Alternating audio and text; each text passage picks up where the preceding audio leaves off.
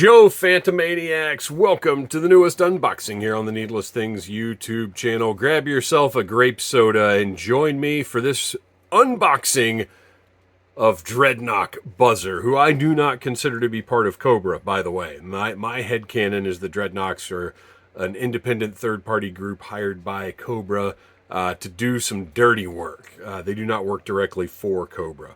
But it's fine. It doesn't matter what any of these boxes say. Your headcanon is what matters on your toy shelf. So, on the box, looks cool. Love the Cold Slither reference here in the background with the drum kit and the guitar. We'll see if that pans out. And then, of course, some grape soda as well. Big fan of this packaging and the way that they've been doing it. It's weird that I have number 106 sitting right in front of me, and I'm getting ready to review number 78, and that they both just arrived in the same week period. So anyway, let's open up Buzzer and take a look here. I'm already aware of one concern that I have regarding this figure.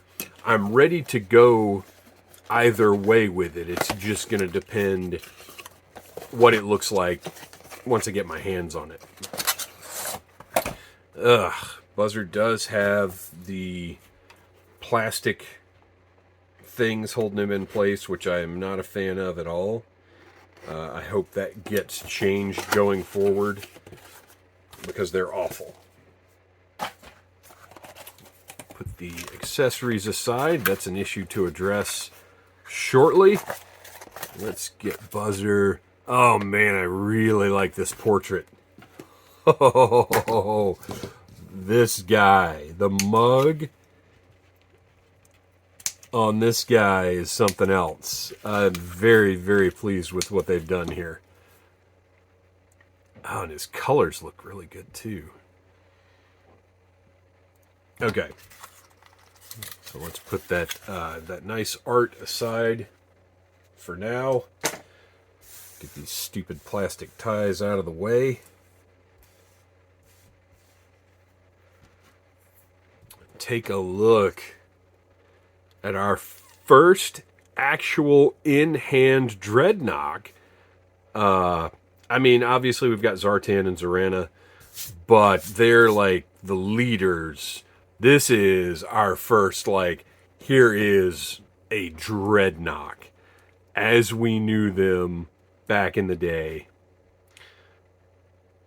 Man, I like the color they used for his jeans. I kind of wish they were actual jeans and not repurposed tactical pants. I'm just kind of messing around with the articulation a little bit here. The thigh swivels.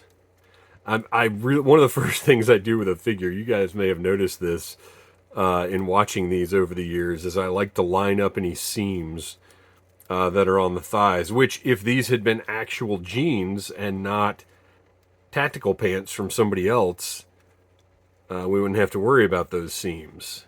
But now they're going to bother me. Personally, I would like for the thigh cut to go away.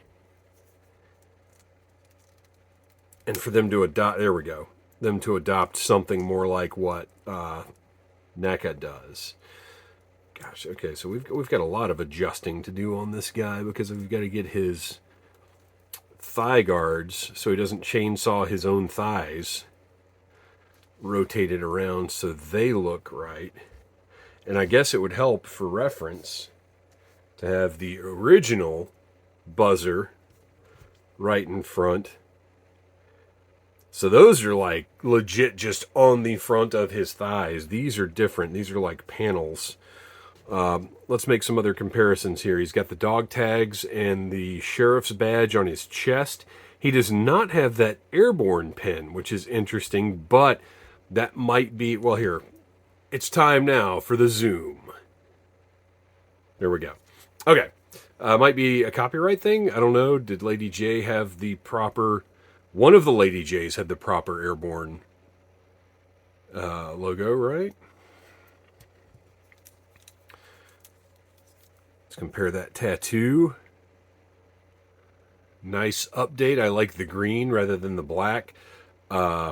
And as cool as it was to get tattoos on G.I. Joe figures back in the day, most of them were just black, and not everybody has just black tattoos. Although I guess I'm not. Well, there we go. There's a little color in some of mine. Good update though. I like the combination. Now he's got a lemon grenade here with that canister, and in this one he's got a fragment grenade. But whatever. My gosh, I'm not nitpicking that. That's fine. He's got the cod piece, the skull belt buckle. Love the studded belt, which is a new addition. That's an update. And I like the gloves and the watch. Like, very... Yeah, it's a successful update. I wish he had more... So, okay, so there's a last look. Just burn that into your brain of the original Buzzer. So to get back to this guy, I wish he had more motorcycle boots than these. And these are fine, and they've got, look, I mean, it's a cool look. But the top part is throwing me off just a little bit. And I do wish they had executed his thighs a little bit differently. And look, this is just the pickiest of nits from me. Overall, he's a good update. And I do not want, in most cases, I do not want just completely slavish reproductions of the real American hero figures. So we've got to. So really, I need to be less worried about where these plates are and more concerned about where the scabbard and the holster are relative to that, because that's where he's going to be drawing his pistol and his knife. So that's about right, and that's one of the things. We're getting a lot more variety than we would if they had to tool all this kind of stuff rather than making it little add-ons. But it is one of the things that drives me crazy about this line is getting all this stuff lined up right and the way it interferes. Like, you can't put his leg... I mean, it's a tiny, tiny thing, but you can't put his legs all the way together. But it's the nature of this line. It's how it is. There is not going to be any just like 100% tooled line in that way. The chest hair looks great, and the arm hair as well. Really nice touch. Let's move that. You can see on the hand, you've got the up and down, and it actually is a glove. You've got some sculpted detail on the knuckles there. And then this is the wrist of the glove. You can situate that kind of however you want. I've mentioned this before, I like to push it down to cover up the joint. And then on the other side, this hand is also an up and down, and he's got his watch that I'm going to put on the inside of his wrist because I feel like that's more practical for a man of action such as Buzzer. Also a man of thought, though. So he's got the torn sleeves. He is skinnier than some other classified figures, which I really like. He's got a leanness to him, which I do associate with Buzzer. And that portrait is great, but I would have been fine with sculpted on sunglasses because we talked about this on Audible Interlude. I don't ever need to see Buzzer's eyes. And in a minute, we're going to get to the thing that I was worried about. Ponytail looks great with the green tie in the back. The silver, I noticed the skull and crossbones belt buckle, but the silver of it is particularly shiny. It looks really, really good. And then over here we've got where his that goes through the epaulet, down the back, and attaches onto the belt, which is a really nice touch. Now, if you turn his waist, then it kind of spoils that illusion. But again, this is an action figure. And those kinds of little things, especially in a mass market line, my gosh, what are you going to do? So, there is Buzzer, looking good. Nice update, I like it. So let's get to the accessories, where this is potentially where some of my issues are going to come in. this is where, and I said I don't need slavish recreations of the real American hero figures, but I do feel like there are some missed opportunities or some not the best calls made. So let's start with, well, we'll start with the biggest potential issue. The sunglasses, which don't look like Buzzer's sunglasses. Buzzer has what look more like mirrored shades, but really almost look more like some kind of 80s, like, blocky plastic shades, but they don't look like this. Now, I did not necessarily have a big problem with these being more circular, but I wish they had just made them goggles rather than trying to make them sunglasses, because every picture I've seen of these, they look terrible. And it's looking apparent that they don't stay on the figure at all. I'm going to try and bend these up. They're softer plastic, so they bend pretty well, but I mean, they're after getting that Sergeant Slaughter and how incredible his sunglasses were, these are awful. This is this is not what we expect from Classified. I'll just say that. And they don't look good. Even if they would stay on. Oh, maybe, hang on. No, I thought maybe I had it kind of snapped in place a little bit. Well, maybe I do. So you have to kind of hook them around his ears and push.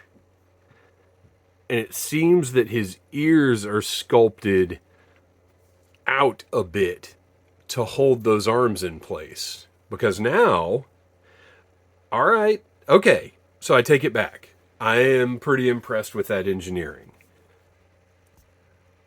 Oh, and they are relatively on. I might dab a little something sticky on those arms if I decide to keep these on him. I know Gridiron has a loadout for this figure to make up for some of its perceived inadequacies. They would have been wise to make some sunglasses as well. I don't know. These don't, honestly, in person, these don't look as bad as the pictures I've seen online. And I might just leave them on. But I would have rather just had goggles, honestly.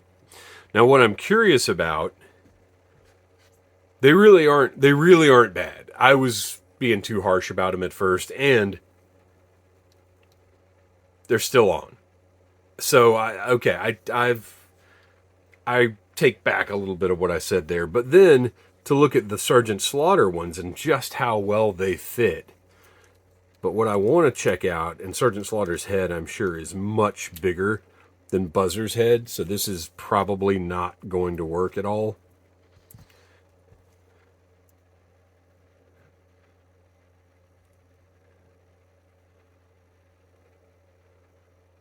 Yeah, those, well, I don't know. Yeah, they don't stay on very well. Yeah, honestly, that doesn't really look better. They're too big, but it doesn't. Isn't it weird? This looks less, or to me anyway, you guys may not agree. This looks less like Buzzer than this does. And these glasses aren't even the right shape.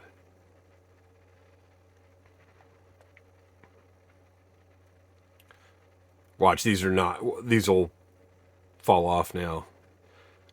I took them off after getting them in place, and now they're never going to stay again. Well, like I said, I'm probably going to put a little something sticky on those arms. But Slaughter's sunglasses are a much more successful execution than Buzzer's sunglasses.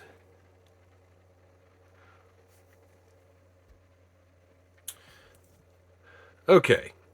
All right, well, they're on-ish. Like I said, you kind of got to press them into the back of his ears. All right, whatever, I spent way too much time on his sunglasses, but that was the biggest point of concern to me. about the figure, because that's a signature thing for him and all the Dreadnoks, really. So speaking of signature things, this isn't one, but it is awesome. I like the double saw blades sunk into this bat. I love the paint that's on it. The silver is really nice. The bat is pretty rubbery, but it's holding its shape nicely. The problem, though, is over time you might get that droop. If you have any Sting action figures, you are familiar with bat droop. And I don't know how much sense it... Well, you know what? I take it back. I was going to say I don't know how much sense it makes for the wrapping on the handle to be silver, but guess what? That's probably duct tape. And that, to me, makes a lot of sense. So this is cool. I like this. This is a nice addition. If we had gotten every other accessory that Buzzer should have, this is a nice little extra. We also have his weird chain blade thing that is from the original figure there. The gridiron version has an actual chain. I understand. Well, okay, I'd like to say I understand that a retail version we're not going to get a real chain, but Masters of the Universe Origins has given us several real chains. I don't know. It's not. It looks good for what it is, but I am never going to be happy with a solid plastic chain. I'm just not. I wasn't when I was a kid. Well, at this scale, at larger scales. For a little tiny 1/18 scale figure, it's fine. But at larger scales, like even the Ninja Turtles, like Michelangelo's nunchucks always bothered me. Stuff like that.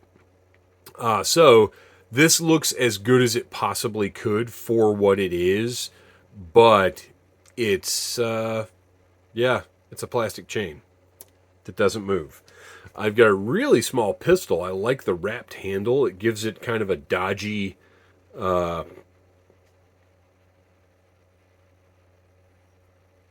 feel. And it's got a hollow port. I realize that's probably not one you're going to use, but blast effects go right in there, which is nice because on a pistol this tiny, you're not necessarily going to get that. Put that right into the holster there. Fits right in. Looks good. I really like that wrapped grip. Get a little knife, painted blade. Looks good. It's rubbery, but again, it's holding its shape, so that's fine with me, honestly. As long as something holds its shape, I'm not as concerned about what it's made of. And that is going to go right into that sheath on his thigh. Fits in, looks good. And then finally, and it's unfortunate that this is final, chainsaw. And it's an interesting take. Look, this looks great. This is a really cool chainsaw. But it is not a chainsaw gun, and that is what Buzzer has, a chainsaw gun. Now, as I said, I don't need everything to be exactly like it was in Real American Hero, but this is a signature item. This is something special. This is a character-defining accessory, and to give him just a chainsaw doesn't work for me. So that there's, as awesome as this is, and as menacing and cool as he's going to look holding it, I am very hopeful that down the line we get a proper chainsaw gun. And it's a shame that it's going to involve, if we do get it, it's going to involve getting a whole other Buzzer. Because why? Because this Buzzer is absolutely good enough. I don't need a retro Buzzer. There's nothing about this figure that makes me say, well, they should take another shot at it. But he doesn't have the jerry can backpack. He doesn't have the chainsaw gun. So this just isn't an adequate Buzzer, to be honest, to me. And I would love to hear from you guys in the comments if you think this is great and is exactly what a classified buzzer should have been. Tell me, let me know. I'd love to hear that, and I'd love to be given food for thought about reconsidering my opinion of it, because I want to love all of these figures, but this one just falls short, as much as I hate to say it. This, I'm not necessarily counting against it, because I just get that Hasbro's not going to give us actual chains. But to not have the backpack and to not have the chainsaw gun, especially when they had to tool up this whole new chainsaw, just seems like a missed opportunity to me. So, let me know what you guys think. Overall, it's cool. I'm putting it on the shelf like this, and I'm happy to have a Dreadnok, but this, the what it's missing doesn't make sense to me at all. So there you go. There is Dreadnok Buzzer. Happy to add to one of my favorite factions in G.I. Joe. I was always a huge fan of the Dreadnoks. To me, they fit into the lore, kind of the way that Sons of Anarchy was told, that they're just hired by bigger entities to do dirty deeds.